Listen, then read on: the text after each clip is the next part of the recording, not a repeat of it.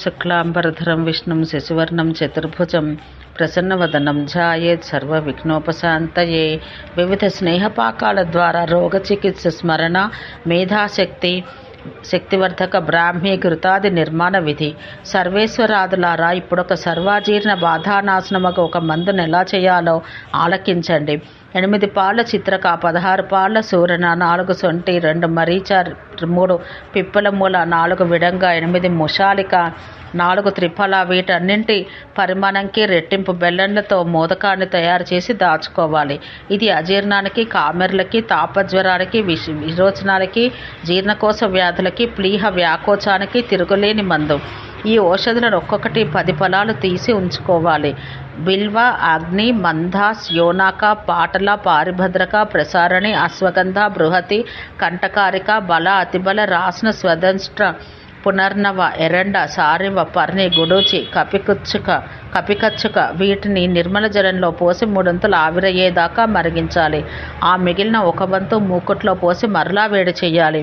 ఒక 10 నిమిషాలు మరిగిన తర్వాత మిగిలిన దానికి 4 గింతలు మేకపాలు కానీ, ఆవు పాలు కానీ చేర్చి మొత్తం ద్రవానికి సమాన ద్రవ్యరాశి గల శతావరిని, సైంధవాన్ని చేర్చాలి. దీన్ని దాచుకొని గుండెనొప్పి, పార్శ్వశూల, గండమాల, కంతి, మనసులో బెంగ ప్రవేశించి కేకలు, ఏడుపులు వచ్చే జబ్బు, వాతరక్త రోగాలకు విరుగుడుగా అప్పటికప్పుడు శతపుష్ప, దేవదారు, బలపర్ణి, పచ, అగరు, కుష్ఠమాంసి, సైంధవ, పునర్నవులను మిశ్రితం చేసి వాడాలి. అవసరాన్ని బట్టి దీన్ని తాగడం కానీ, పీల్చడం కానీ, పుయ్యడం కానీ చేయవచ్చు. శృంగార సామర్థ్యం కోసం కూడా దీన్ని వాడతారు. పురుడు సులువుగా రావడానికి, వాతరోగాలకు కూడా దీన్ని ఉపయోగిస్తారు. ఆవ నూనెను హింగ, తొంబురు, సొంటిలతో ఉడికించి తయారు చేసిన తైలం చెవి చుక్కలుగా వాడితే కర్ర సంబంధిత రోగాలన్నీ తగ్గుతాయి. ఎండుమూలక, సొంటిలను భస్మం చేసి హింగుల, నాగర్లతో కలిపి వీటికి 4 గింతలు మజ్జిగతో కలిపి బాగా కదిపి చెవిలో వేస్తే చెవుడు, దుర్వాసనతో కూడిన లాడి కారుట, చెవిపోటు తగ్గిపోతాయి. అలాగే పొడి మూలక, సొంటి, హింగుల, నాగర, శతపుష్పి, వచ, కుష్ఠ, దారు, శిగ్రు, రసాంజన, సౌవర్చల, యవక్షార, సముద్రపుటపు, గ్రంథిక, విడముష్ట, తేనె 4 గింతలు, సుక్త, మాతులుంగ, కదలీ రసాలతో చేయబడ్డ తైలం కూడా చెవి సమస్యలను తుడిచి పారేస్తుంది. ముఖ్యంగా చెవిలో రణగణ ధ్వనులు, దుర్వాసన, కారుట, క్రిములు అని చెవి సమస్యలు ఈ తైలాన్ని వాడితే నశిస్తాయి. ఈ ఆవ నూనెకు క్షారతైలమని పేరు. ఇది నోటిలోను దంతాల మధ్య ఉంటే క్రిములను కూడా తొలగించగలదు. చంద్రశేఖర, ఇక చందన తైలాన్ని గురించి ఆలకించు. చందన, కుంకుమ, మాంసి, కర్పూర, జాతిపత్రిక, జాతి ఫలాలు, కక్కోల, పూగ, లవంగ, అగరు, కుష్ట, కస్తూరి, తగర, పాదిగ, గోరోచ, ప్రియంగు, బల, నఖి, చరల, సప్తవర్ణ, లాక్ష, అమలకి, పద్మకాలను ఆవ నూనెలో వేసి తయారు చేసే ఈ చందన తైలం అతి చెమటను, శరీర దుర్వాసనను, దురదలను, సర్వ చర్మ రోగాలను కుదురుస్తుంది. స్త్రీలకు వంధ్యత్వాన్ని పోగొడుతుంది. పురుషుల్లో శక్తిని పెంచుతుంది.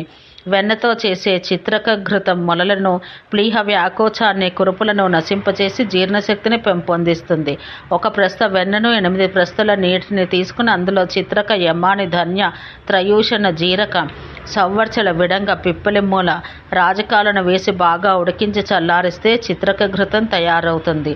1 ప్రస్థ ఆవ నూనెను 8 ప్రస్థల గోమూత్రంతో కలిపి మట్టి పాత్రలో కానీ, ఇనప దబారాలో కానీ పోసి సన్నటి సెగలో మరిగిస్తూ ఈ మందులు ఒక్కొక్క దాన్ని ఒక కర్ష ప్రమాణంలో అందులో వెయ్యాలి.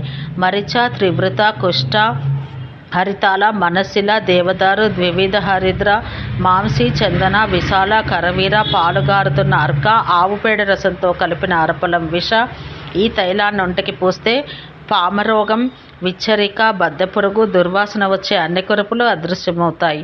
చర్మానికి ఒక కొత్త మెరుపు, నునుపు ఏర్పడతాయి. స్విత్ర వంటి చర్మరోగాలు, చికిత్స నివారణ అసాధ్యమనిపించే చిరకాలపు శ్వేతకుష్ఠ కూడా తగ్గుతాయి.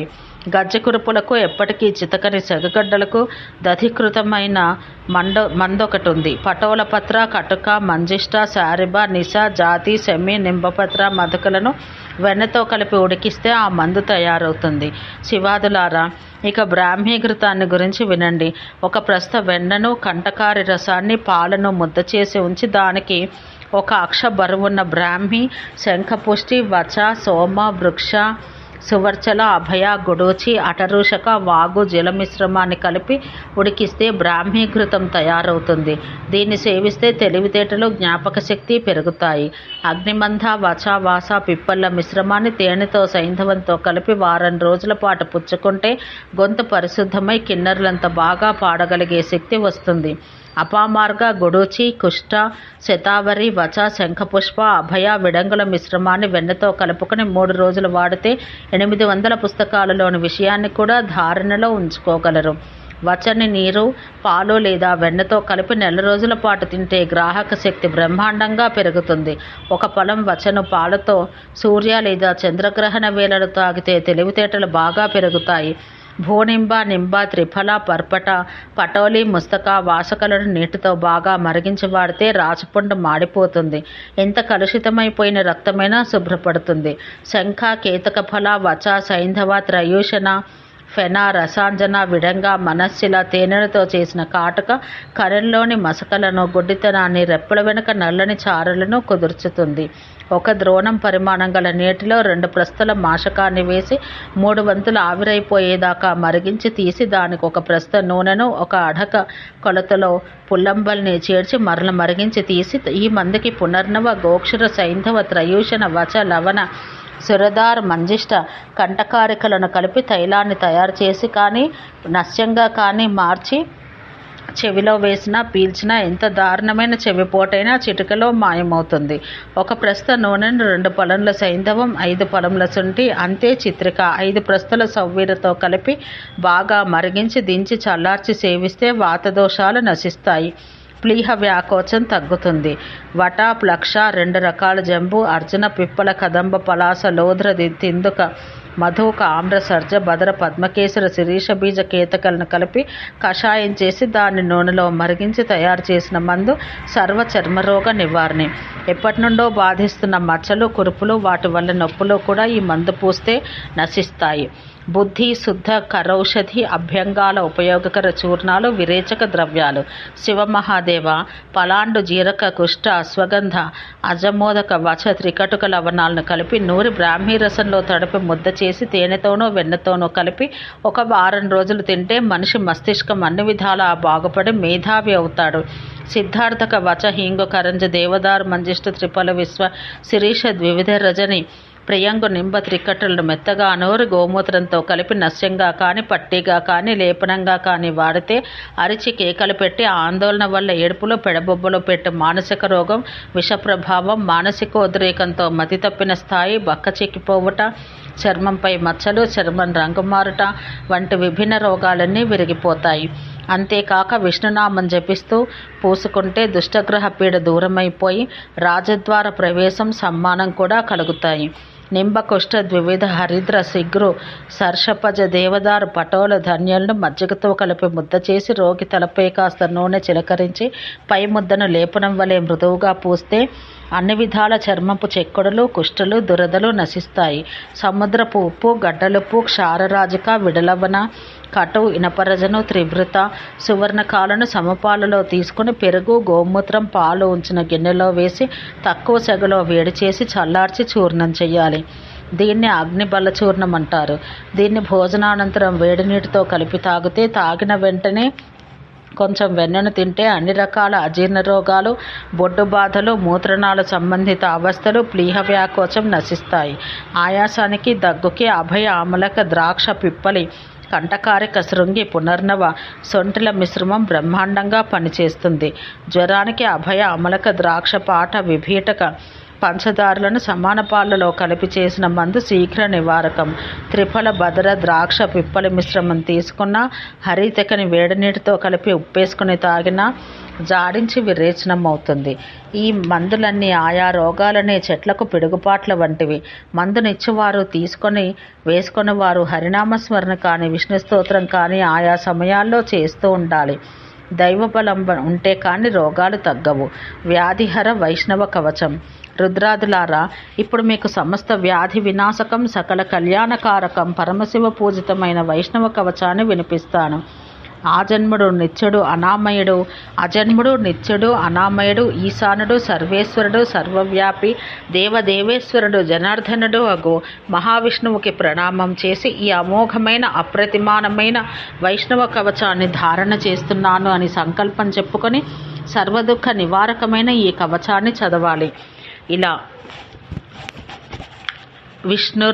విష్ణుర్మామగ్రతః పాతు కృష్ణో రక్షతు పృష్ఠతః, హరిర్మే రక్షతు శిరో హృదయం చ జనార్దనః, మనో మమ హృషీకేశో జిహ్వాం రక్షతు కేశవః, పాతు నేత్రే వాసుదేవః శ్రోత్రే సంకర్షణో విభుః, ప్రద్యుమ్నః ప్రాతు మే ఘ్రాణమనిరుద్ధస్థ చర్మ చ, వనమాలాగలస్థాం తం శ్రీవత్సో రక్షతా దదః, పార్శ్వం రక్షతు మే చక్రం, వామం దైత్య నివారణం, దక్షిణం తు గదాదేవి సర్వాసుర నివారిణి, ఉదరం ముసలం పాతు పృష్ఠం మే పాతులాంగలం, ఊర్ధ్వం రక్షతు మే సాంగం, జంఘే రక్షతు నందకః, పార్ష్ణీ రక్షతు శంఖశ్చ, పద్మం మే చరణావుభౌ, సర్వకార్యార్థసిద్ధ్యర్థం పాతు మాం గరుడః సదా, వారాహో రక్షతు జలే విషమేషు చ వామనః, అటవ్యాం నరసింహశ్చ సర్వతః పాతు కేశవః, హిరణ్యగర్భో భగవన్ హిరణ్యం మే ప్రయచ్చతు, సాంఖ్యాచార్యాస్తు కపిలో ధాతు సామ్యం కరోతు మే,